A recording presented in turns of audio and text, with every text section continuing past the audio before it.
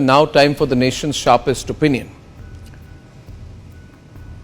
Viewers, Mark Zuckerberg has confessed, Mark Zuckerberg of Meta, earlier Facebook, has now confessed that he, along with other big tech companies, are partners with the American deep state.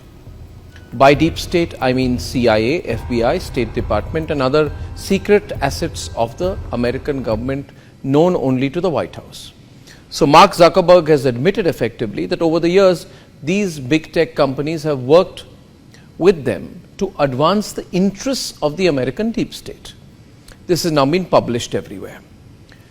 The recent events in Bangladesh rode on the back of the involvement of the same American deep tech companies who the CIA, FBI and the American secret agencies work with.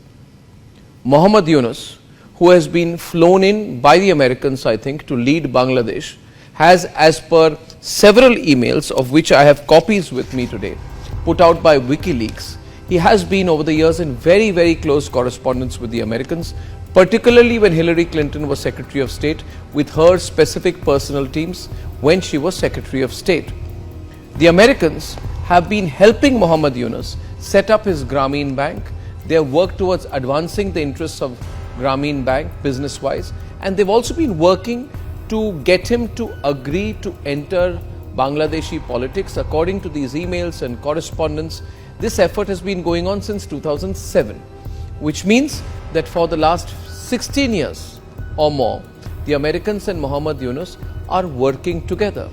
The way in which Muhammad Yunus, who is a political nobody, has been made the head of Bangladesh makes him a role model to people like Rahul Gandhi.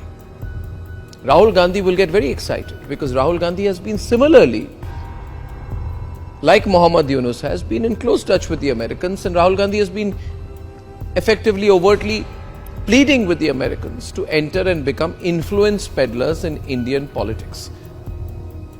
Now, ladies and gentlemen, since Narendra Modi went to Moscow recently and defied the Western media expectations that he would distance himself from Vladimir Putin, the American State Department, the American Embassy in New Delhi and its deep state assets and machinery have become overactive.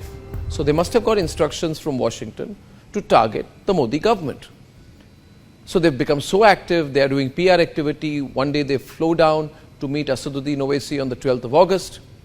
Then they quickly went to go and meet Omar Abdullah and Farooq Abdullah on the 26th of August in Srinagar. Then they flew down to meet Chandrababu Naidu on the 31st of July. Then they met Congress Chief Minister Revanth Reddy on the 2nd of August. You know, if you look at the way these American diplomats are behaving, it's almost like they're going to fight an election in India, or that they have been given the responsibility of forming an alternative political setup. It's embarrassing. What are you doing, American diplomats? Stop behaving like children. I know you got calls from Washington to meddle, but be classy about it. And in fact, don't do it, because we are tracking everything you do. The American embassy has also started, after these elections, they've started conducting workshops for Indian influencers on social media. They're calling it impact level work. So what they are trying to do, the American diplomats, they are trying to convince more Indian influencers to take a pro-America line, a pro-State Department line, a pro-American deep state line. The Americans think this way they will influence the influencers, and the influencers will do what they want them to do, and maybe in the course of it, through some usual American deep state techniques, they'll call it funding good journalism, or they'll call it funding impact journalism, or whatever like that. They'll keep giving bits of money to people they like. In fact, you should all do the research on which are the people, which are the organizations, which are those digital companies, influencers, who have been taking money from the Americans directly. It happens quite directly. $10,000, $20,000, $30,000. They give this money and these Indians gratefully accept it. And that's how the deep state works. Ladies and gentlemen, the American deep state, which was in my view earlier supporting the Aam Aadmi Party, has now hitched completely and moved its forces entirely behind the NGO Congress ecosystem. Mark Zuckerberg's admission in all of this, that he has been a very loyal lieutenant effectively of the American deep state, brings into the open the big tech deep state conspiracy. The only difference is that between Bangladesh and India is that we are a larger country, we are a bigger country, we are a stronger country. And by putting out this kind of information, like I am doing to you right now, like Republicly is constantly putting out to you, we are doing this because we are preparing you, the viewers and supporters of the Republic Media Network and the people of India.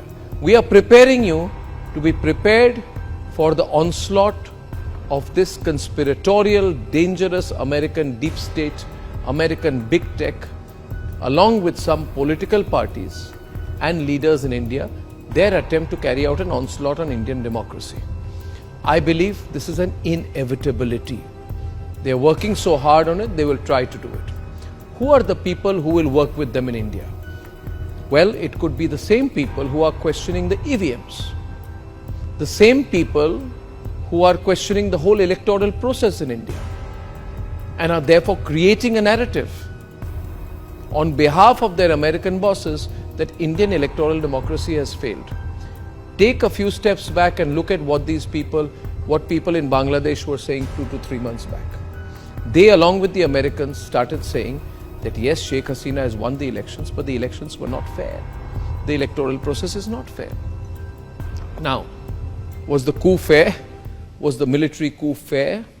Was bringing in a political nobody like Muhammad Yunus, who is clearly an American agent, a deep state agent, and putting him as the face of a military government, is that fair to the Bangladeshi people? Is the crashing of the Bangladeshi economy fair? Are the killings of Hindus fair? Ladies and gentlemen, the people in India, the Mir Jafars, feel that if the Americans could make Muhammad Yunus the leader of Bangladesh, then they too can use the Americans as a springboard to come to power in India.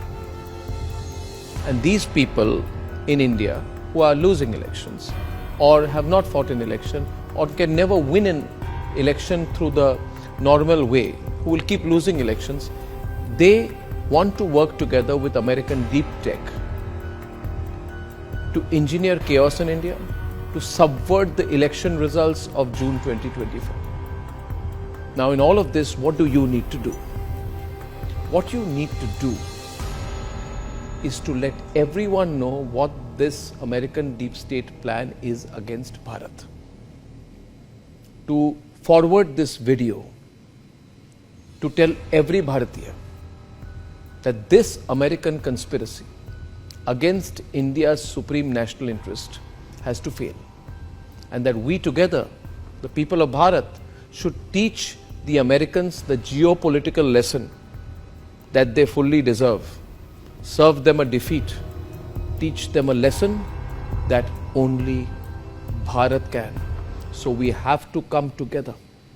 Please spread this video as widely as you can, so that the Americans know that even before they think they can act against us, that we've got our lens on them. It is they who should be on the defensive. Ladies and gentlemen, it is they who must know the people of Bharat will teach them a lesson, if necessary, if they conspire against our interest.